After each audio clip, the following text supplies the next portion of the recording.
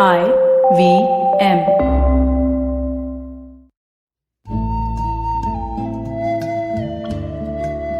IVM के Hindi travel podcast टेढ़े मेढ़े रास्तों पर आपका स्वागत है।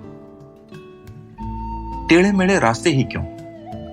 वो इसलिए कि घूमना भी तो ऐसे ही रास्तों की तरह पेचीदा और लगातार उतार चढ़ाव भरा होता है, जहां हर पल कुछ नया देखने और महसूस करने को मिलता रहता है।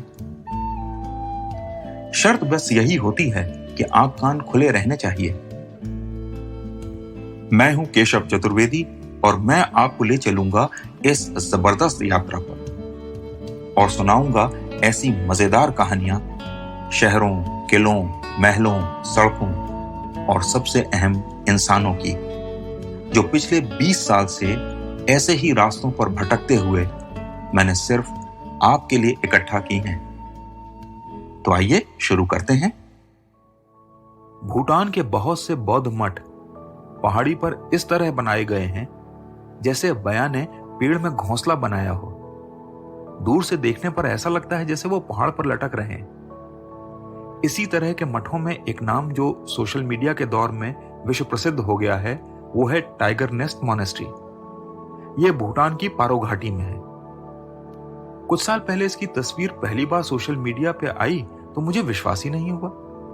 मन में कौतूहल जागा और लगा कि ये जगह तो देखनी चाहिए, और मैं भूटान पहुंच गया।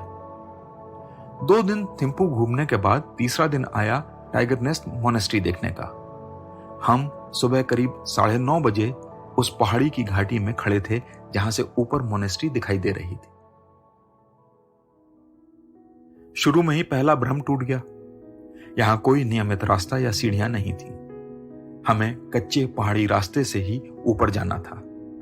यह रास्ता जानबूझकर इसीलिए ऐसा छोड़ा गया था ताकि ज्यादा लोग ना आ सकें, और जो आए वो इस चुनौती को पूरा करके जब मठ पहुंचे तो उन्हें कुछ बड़ा करने का संतोष हो। नीचे से देखने पर लगा कि दूरी ज्यादा नहीं है, लेकिन चढ़ाई एकदम खड़ी थी। ऐसा लग रहा था जैसे दीवार पर चढ़ना पड़ेगा। हमने धीरे धीरे चढ़ना शुरू किया। ऐसी पहाड़ी चढ़ाई चढ़ने की आदत नहीं थी, तो शुरू में ही थोड़ी जल्दी की और 1-2 ग्रुप को पीछे छोड़ दिया। ये बंगाली ग्रुप था जो कोलकाता से दुर्गा पूजा की छुट्टियों में घूमने आया था। उन्हें पीछे छोड़कर हम आगे तो बढ़ गए, लेकिन थोड़ी ही देर में सांस फूलने लगी। उन बंगाली ग्रुप के साथ एक भूटानी गाइड भी था, दुबला पतला छोटे कद का, परंपरागत भूटानी पोशाक घो पहने हुए बार बार ऊपर नीचे भाग रहा था। कभी वो हमारे साथ आकर चलने लगता और कभी वापस भागकर ग्रुप के पास पहुंच जाता। जहां हमें चलने में मुश्किल हो रही थी वहां वो दौड़ रहा था और कभी इस चट्टान पर या कभी उस चट्टान पर फुदक फुदक कर ऐसे घूम रहा था जैसे कोई चिड़िया हो। मैंने उससे उसकी फिटनेस का राज पूछा तो वो बोला, सर मैं यहां हफ्ते में 5 बार आता हूं, तो ये ट्रैक तो मेरे लिए वैसे ही जैसे मैं अपने घर के बाहर टहल रहा हूं। शक्ल से वो मुझे मुश्किल से 15 या 16 साल का लग रहा था, लेकिन जब उसने अपनी उम्र बताई तो मैं हैरान रह गया। उसकी उम्र 28 साल थी।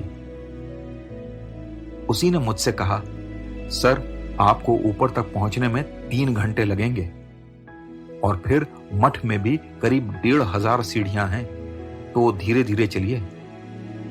लेकिन उसकी चेतावनी का हम पर बिल्कुल उल्टा असर हुआ। यह सोचकर कि अभी हमें 3 घंटे और चलना है, हमारे कदम अपने आप तेज हो गए। हमें लगा जल्दी जल्दी इस रास्ते को निपटाएं।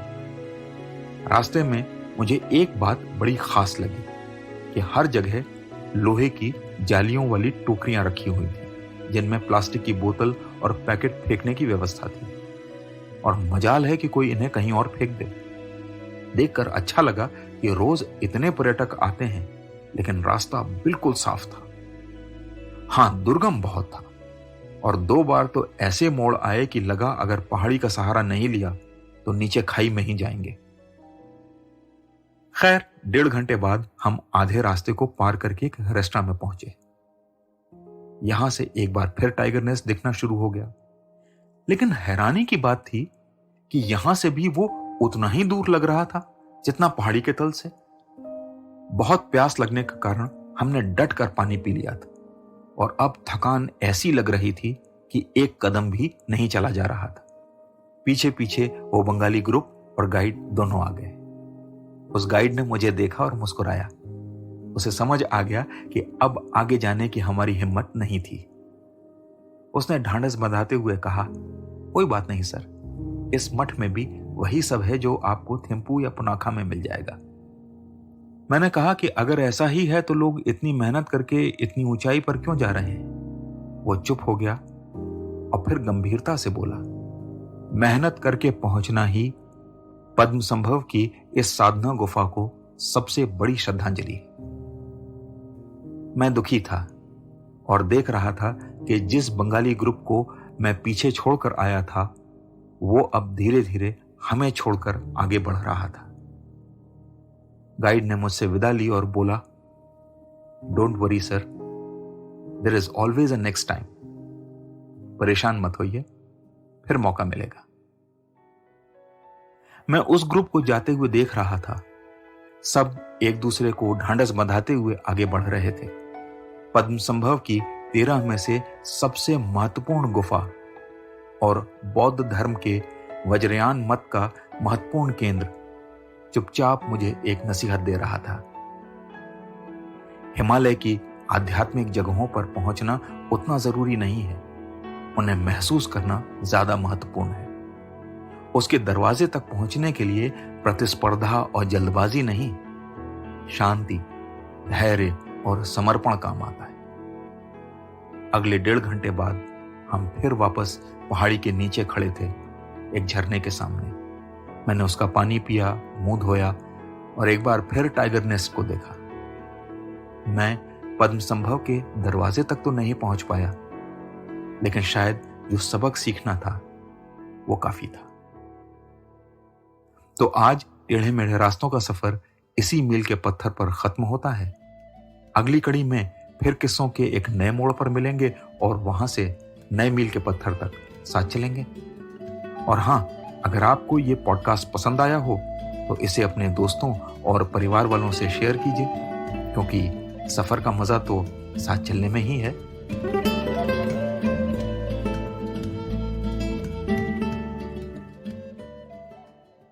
Hey everybody, it's been a great week on the IVM Podcast Network. On a show about crypto, Rohan Joshi asked the question, what is an altcoin, to Akshay Agarwal? Tune in to find out.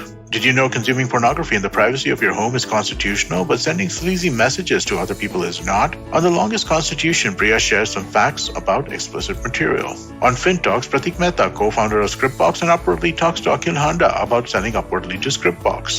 On Audiogan, Kedar and Abhineet ask Vandana Abraham, design head at Altasian, about her experience working at MNCs.